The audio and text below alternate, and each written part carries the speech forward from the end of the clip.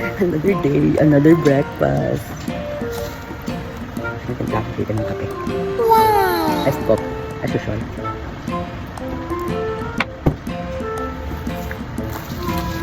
Tapos, palabo ko. Bigili lang sa labas kasi busy si tita. Yan na lang daw mag-luto.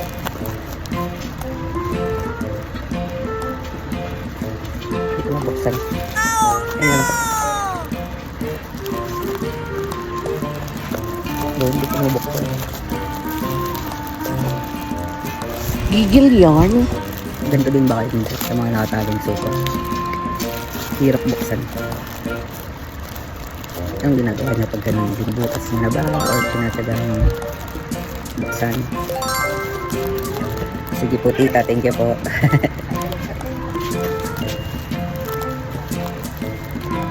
Solo ko po muna yung bahay niya. Solo ko yung bahay nila kahit kasi pumasok na lahat.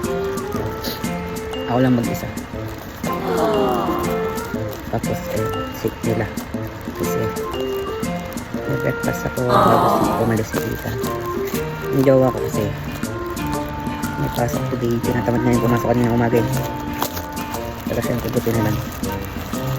Ano? Ngala ng pangangailangan. Pumasok ako dito.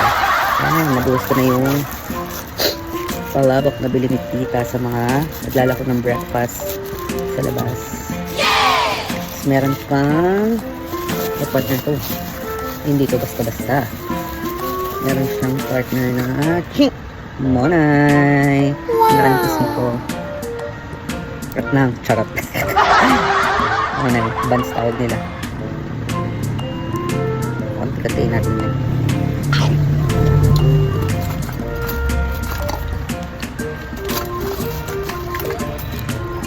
Are you ready? Fight!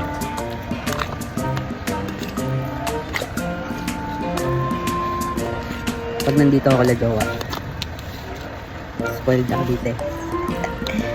Spoiled.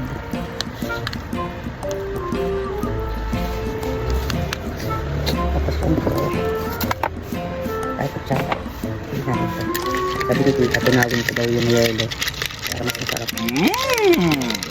Sa mga nagtatanong bakit iced coffee in the morning, wala, nasanay na kasi si tita kasi hindi, pag hot coffee hindi ko mainom agad kasi mahina yung tolerance ng aking dila sa mga hot drinks o kaya hot soup.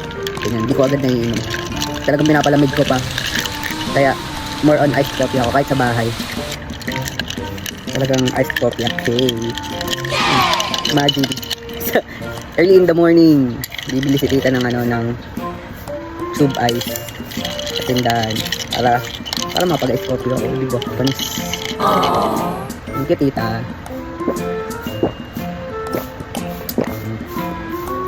Nilagyan ni tita ng ano, nilagyan ni tita ng morning ring. Nagbabuffer pa. Nilagyan ni tita ng gatas. Kaya maya ako na inom pag natunaw na yung yelo. Creamy siya kasi nilagyan ni tita ng gatas. Yung buhok ko, morning na morning pa.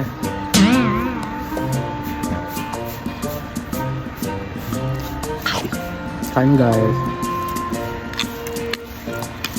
Breakfast ko ay palabok from mga nagtitinda ng agahan sa daan.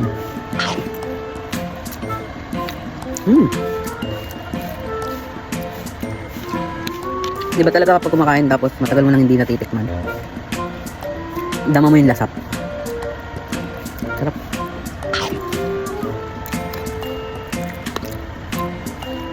Sarap. So, nandito si tita, nagdadaldalan kami ng kwentuhan.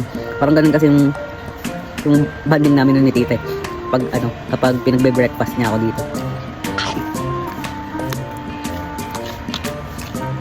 Yung jowa ko, cigar. Maya pa yung cigar uuwi, mga 2 PM.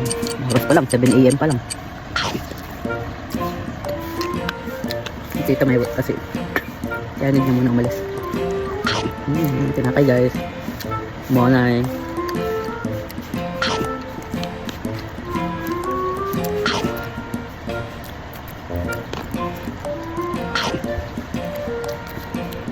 Kahapon breakfast namin ni tita, ano eh.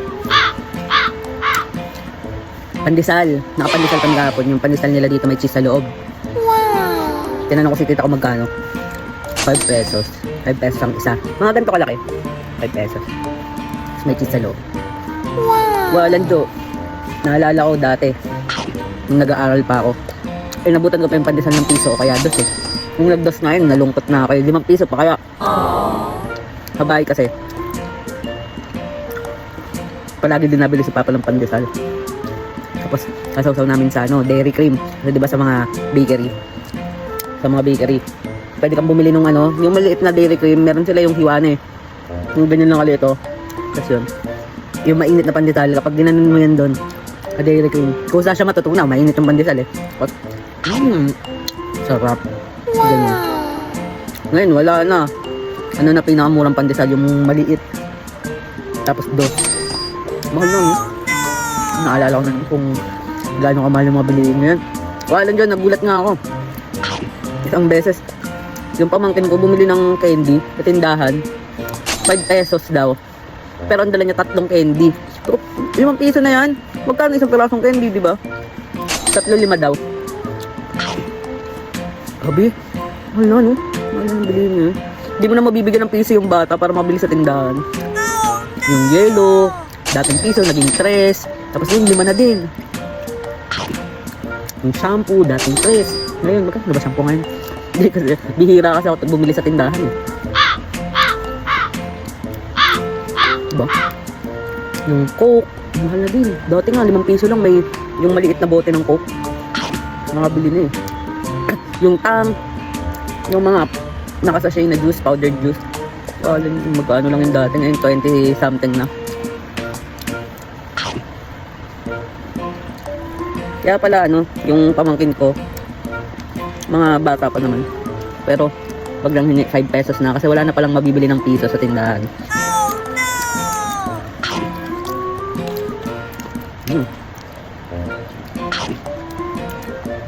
Kasalanan to ng 5 pisong pandesal yan. Dami ko nang nasabi dahil dun eh.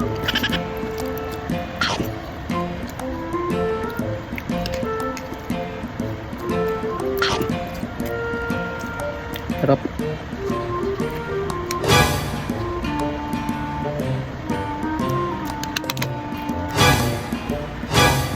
Yun lang.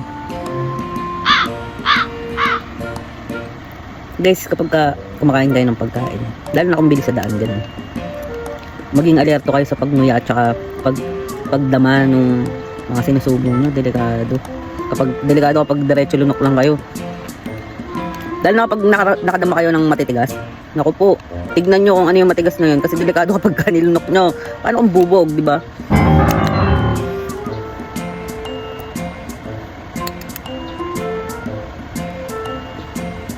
Hindi ko alam kung makikita nyo ha. Ito yung niluwa ko eh. Kala ko paminta or buto ang sahog. Kita ba? Kita naman siguro, di ba? Kita ba?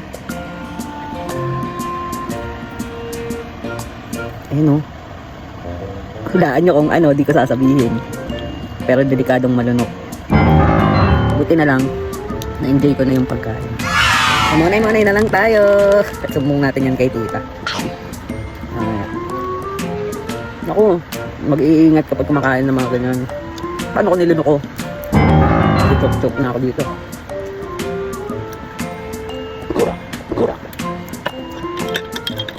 Ikaw ko yung kay tita. Ito na eh.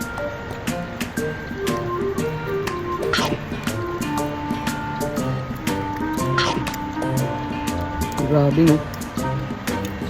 Medyo nakakasok din na yung niluwa ko na matigas na bagay galing sa kinakain ko. Dapat lang palang iluwa at hindi dapat malunok kasi delikado.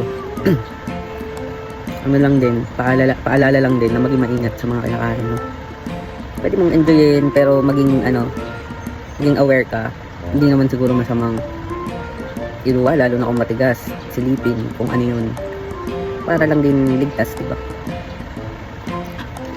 Yun lang yung siguro. Yung cons minsan. Ay.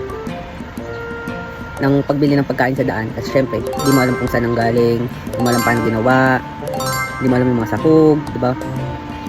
Hindi natin lalahatin, pero siguro sa pagmamadali na rin kasi syempre pang breakfast to. Panigurado, madaling araw pa lang kumikilos na yung nagbebenta nito, di ba? Kaya siguro hindi napansin or hindi napag-ingatan kung ano yung mga naihalo sa ilalako nila. Baka inaantok pa nung nagluluto kanina. Ayun lang. Dapat laging safe, malinis.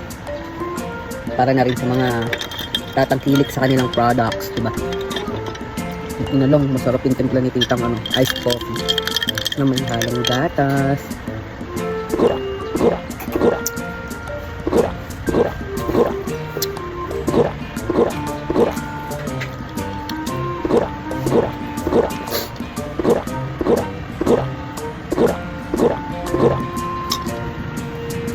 Yun lang muna siguro guys for this breakfast. Usin ko lang muna siguro tong timplang iced coffee sa akin ni tita. Mag-update ako kay Gor. Tapos magpo-proceed na ako ng araw. Diba? Gagamitin ko yung lagi kong spill sa trabaho na na I hope you continue the rest of your day smoothly and end it with a smile. O, diba? Tinyahan ko yun eh. Kaya, yun lang guys. Have a great day. Bye!